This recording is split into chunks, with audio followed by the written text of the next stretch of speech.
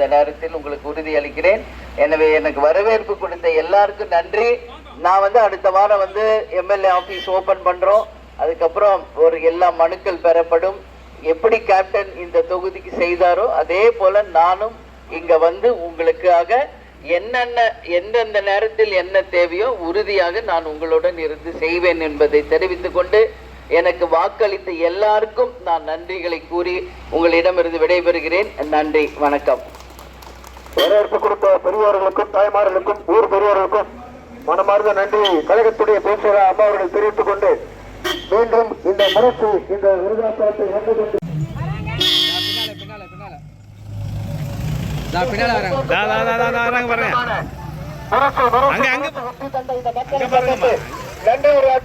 பிரச்சார வாகனத்திலே முன்னமர்ந்த கழகத்துடைய பொதுச் செயலர் அம்மா அவர்கள் வந்துட்டாங்க பாருங்க.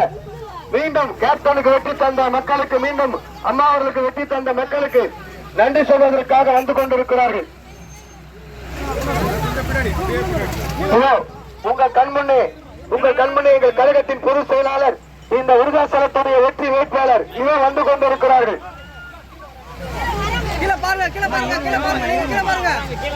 ஐயா நீங்க கொஞ்சம் வாங்க.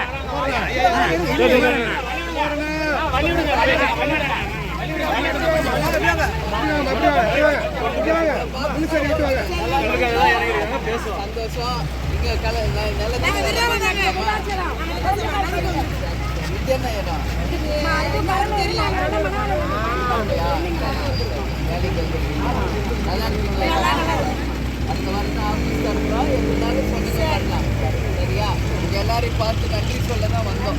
திருங்க அப்படியே ஒரு குரூப் போட்டோ எடுத்துக்கலாம்.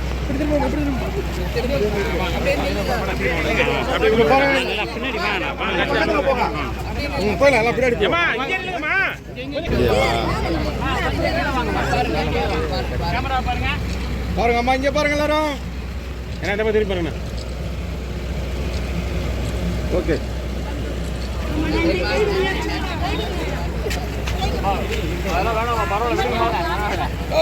நீ குறுக்க போத மண்டதான் என்னோடு இரு.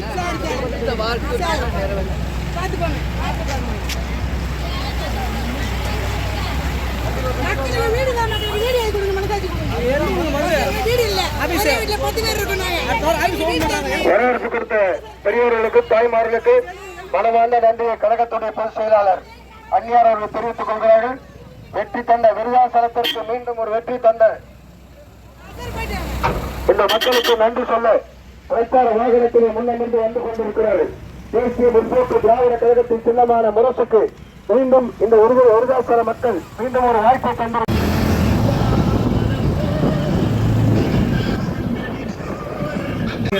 விருதாசலத்தின் எம்எல்ஏ வருகிறார். உங்களிடையே நன்றி சொல்லி வருகிறார். இதோ வருகிறார்.